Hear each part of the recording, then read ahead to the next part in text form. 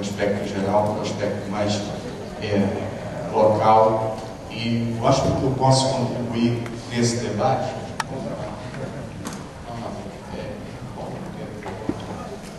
Acho que eu posso contribuir nesse debate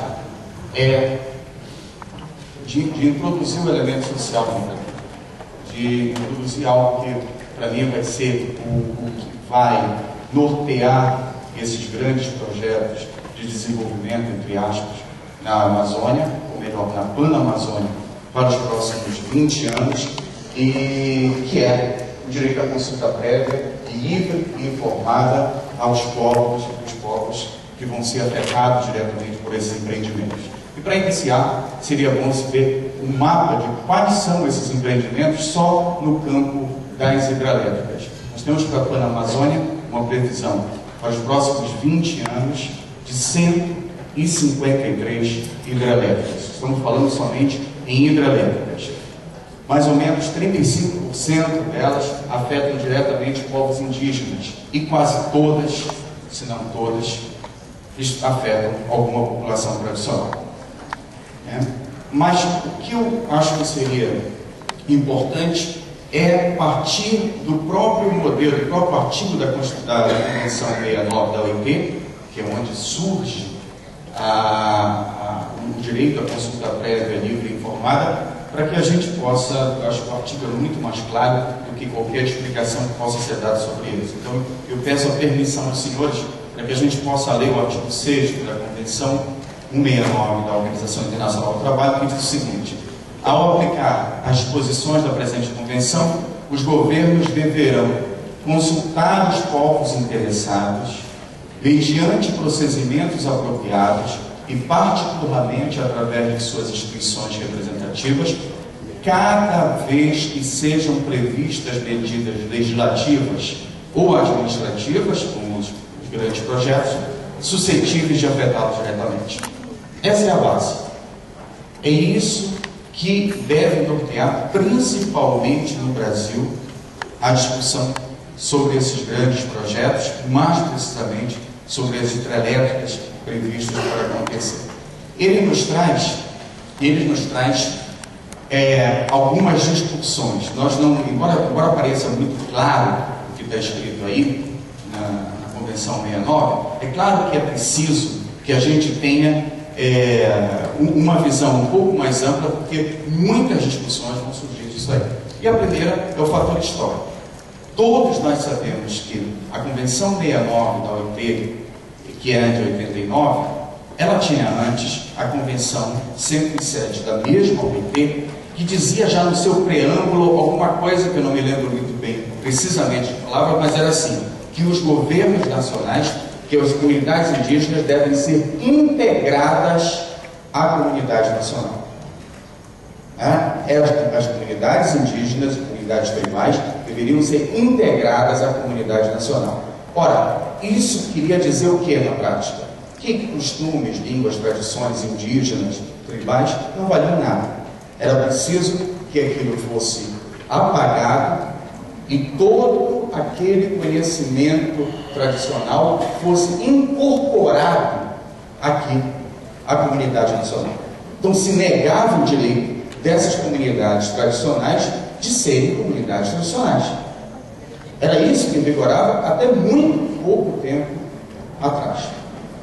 E até hoje no Brasil, o artigo 1º do Estatuto do Índio diz exatamente isso. É claro que ele foi passar trator em cima dele quando a Constituição surge, com o artigo 231, que é uma declaração do direito dos povos indígenas. Mas isso, como a gente não prevê ainda o novo Estatuto dos Povos Indígenas, né, Adriana? Esse artigo, quem abrir lá o Estatuto do Índio vai ver, no artigo 1º já, essa afronta aos direitos indígenas já no artigo 1º da nossa legislação. Pois bem, esse aspecto histórico, ele é muito importante para que a gente veja que nós tínhamos uma teoria que a gente chama de direito, uma doutrina toda, que dizia a respeito a essa primeira corrente de pensamento sobre os povos tradicionais, sobre os povos da floresta, e passamos para a nossa doutrina, que que poderia melhor ser chamada de aquela que tem como princípio a autodeterminação dos povos indígenas. Autodeterminação dos povos talvez seja a palavra-chave aqui para proclamar esse novo sistema, esse novo direito. Os povos consultados são aqueles, segundo a própria Convenção, os diretamente afetados. Então, todos aqueles diretamente afetados devem ser consultados. Pelo tamanho das hidrelétricas, nós vamos ter, às vezes, um povo apenas consultado, ou 5, 10 povos consultados, dependendo do efeito que isso causa, né? Eu queria chamar a atenção para que a gente tenha um exemplo hoje, e a gente acabou aprendendo essas coisas da pior maneira possível, foi apanhando, que é o exemplo de Tucuruí, onde a gente vê que não apenas o local da hidrelétrica é o local que afeta a comunidade que vive à beira do rio, né? Quem viu Cametá, quem viu Abaetetuba, logo depois de 85, depois que houve o barramento do rio Tocantins, tem uma clara noção do desaparecimento de dezenas de espécies de peixes, aqueles peixes migratórios que não mais vieram nos anos seguintes, né? Um dos livros que foi lançado aqui nesta manhã, relançado já na segunda edição, Adriana, que se chama Os Desafios. Eu acabei de pegar o livro, acho que já está na página de muita gente ali. O nome é pomposo, grande, eu acabei esquecendo o nome dele. Esse aqui, obrigado. Né? E há um artigo interessante, aliás, todos os artigos são interessantes, mas um deles que eu chamo a atenção porque trata exatamente do problema que nós estamos falando agora. É um artigo do Brent Lipman, que está aqui, me dá a honra de tê-lo nesta plateia, e o professor Felipe Versailles, que mostra que Cametá, até o ano da barragem, tinha uma produção de 4.700 toneladas de peixe por ano. E nos anos seguintes a produção vai cair para 270 toneladas de peixe. Então, esse é um problema que vai ser trazido à tona na hora em que um grande empreendimento queira se instalar nessa região. Qual é a população afetada? É aquela somente da onde vai acontecer o empreendimento, que tem que ser deslocada, muitas vezes uma aldeia, como foi o caso da própria hidrelétrica de Tucuruí, ou algumas que estão a centenas de quilômetros daquele local, também merecem ser consultadas. Então esse é um problema que não precisa ter bola de cristal para que a gente saiba, que a gente perceba que ele vai vir à tona nos próximos anos. Isso vai ter que ser discutido e em profundidade. O segundo, o momento da consulta. Eu acho que essa é uma discussão já um pouco ultrapassada, né? Porque o momento da consulta ele é sempre prévio. Tanto é que o direito à consulta é considerado direito à consulta livre, prévia, livre, prévia e informada. Então, a consulta não pode vir concomitante com a obra. Ela tem que ser sempre bem prévia, na hora da tomada de decisão sobre o próprio empreendimento. É isso que nós estamos defendendo, nós do Ministério Público Federal, no caso do Tapajós, que freou o processo das hidrelétricas da hidrelétrica São Luís do Tapajós. É exatamente essa defesa que foi feita, de que na hora do planejamento, na hora que a coisa é decidida no Brasil pelo Conselho Nacional de Política Energética, neste momento tem que haver a consulta aos povos todos afetados, não somente os povos indígenas, mas para que a Convenção 69 da OIT tenha efetividade. Quem realiza é outro problema que nós vamos ter no Brasil, não pode ser o empreendedor. Há uma corrente que se discute e quer trazer à tona que o próprio órgão licenciador seja o órgão dessa consulta, o órgão juiz dessa consulta, e isso ainda não está definido. E outra coisa que eu acho que é o mais importante para nós da área jurídica é o que a gente chama de efeito jurídico da consulta. É saber se a consulta é vinculante ou não. É saber se a consulta, de haver uma consulta e um determinado povo diga que não, se essa decisão desse povo afetado, se ela vincula o governante em relação ao empreendimento ou não. E talvez esteja essa a grande discussão que esteja fazendo não somente no Brasil, mas nos outros países da Amazônia, como nós vamos ver agora. Perdão, rapaz. É o último. Agora pode comer. Esse é um quadro de um jurista colombiano que se chama professor César Garavito, e eu acho que ele nos dá muito bem essa diferença, as três doutrinas que estão em jogo, e o Brasil vai ter que optar por uma delas, assim como está fazendo todo o resto da América Latina, afetada pela consulta, pelos projetos que afetam o interesse ou direito das comunidades tradicionais. A primeira é o integracionismo, a segunda ele chama de multiculturalismo neoliberal e a terceira, multiculturalismo contra-hegemônico. Eu preferia chamar de interculturalismo nesta terceira. A primeira, o integracionismo, é aquele de fazer aquela doutrina antiga, de fazer a integração dos povos indígenas a comunidades nacionais, né? Aos governos, aos povos, às nações. O integracionismo, ele traz como princípio reitor, o maior princípio deles é a assimilação. É que a comunidade indígena seja assimilada pela comunidade nacional. Né? Eu espero que ninguém nesta sala seja maluco de defender essa doutrina. O multiculturalismo neoliberal, ele vai querer a participação. Ele vai ter como princípio reitor a participação. E o multiculturalismo contra-hegemônico, a autodeterminação dos povos indígenas. Que, aliás, quando o projeto inicial, quem viu o projeto da Convenção 69, primeiro, antes de se tornar a Convenção 69, viu que não se falava na participação, mas sim na autodeterminação dos povos indígenas. Eles eram os governantes e os responsáveis pelos recursos naturais que estavam ao seu redor. Era isso que previa. Só que, como a OIT é um organismo internacional tripartite, né? Você tem empregadores, empregados e governos.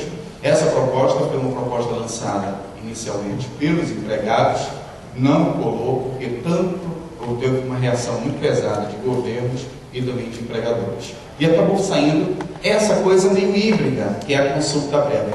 Porque, na verdade, o que eu chamo a atenção para o terceiro ponto, que é a modalidade de participação, que no integracionismo não tem nenhuma, que no multiculturalismo é a consulta, e naquilo que era a proposta inicial da 69, era o consentimento. Era o consentimento. Quer dizer, não bastava a consulta, era necessário que a comunidade afetada consentisse aquele projeto para que ele pudesse ser implementado. Era isso que era dito, que estava dito no texto inicial. Não ficou, mas também não se rechaçou isso por completo. Então ficou a dúvida. E a dúvida faz com que os tribunais venham para interpretar o direito, para dizer quem tem razão. Como é que está hoje o cenário dos tribunais? Tribunal da Colômbia, Corte Constitucional da Colômbia, acaba de ter uma decisão extremamente favorável aos povos indígenas, adotando o terceiro bloco, a doutrina do multiculturalismo contra-hegemônico, e dizendo que é necessário, sim, o consentimento. É necessário o consentimento. Fez isso, se eu não me engano, na hidrelétrica do Rio Urra, e o problema é que quando a decisão foi tomada pela Corte Constitucional da Colômbia, a hidrelétrica já estava construída. E o que acabou, que a Corte decidiu o seguinte: nós vamos fazer com que a empresa, por um longo período de dezenas de anos, seja obrigada a dar, se eu não me engano, $40 por família por mês, como compensação. Temos do outro lado a Corte, acho que se chama Corte Constitucional do Peru, César, se não me engano, acho que se chama Tribunal Constitucional, isso.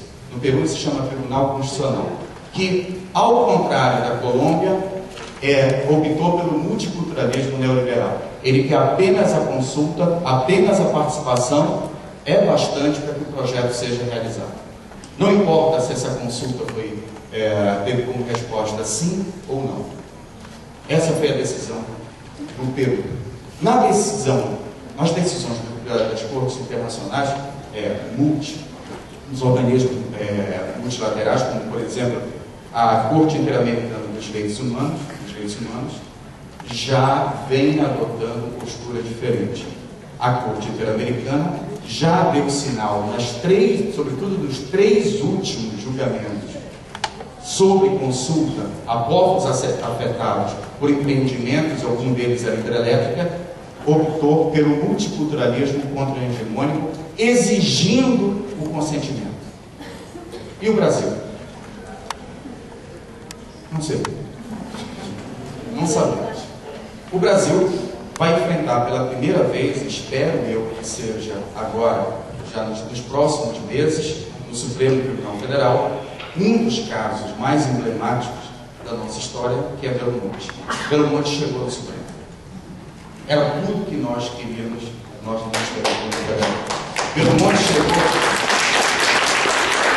Monte chegou no Supremo, e porque o Supremo é a voz para decidir essas coisas que vão vincular todos os demais tribunais e juízes do Brasil. E tudo que a gente precisava é saber o que o Supremo vai decidir sobre isso aqui. E esse caso deve, a gente nunca sabe quando vai ser colocado em julgamento, mas espero que nos próximos meses, antes de final do primeiro semestre de 2013, isso seja levado a julgamento, e há uma esperança nossa do Ministério Público Federal que seja a terceira corrente, a do interculturalismo, que vai vigorar. Porque o processo que vai chegar no Supremo em relação a Belo Monte é aquele que foi decidido pelo Tribunal Regional Federal de Brasília, que já disse que é necessário sim o consentimento dos povos afetados para que a hidrelétrica seja construída.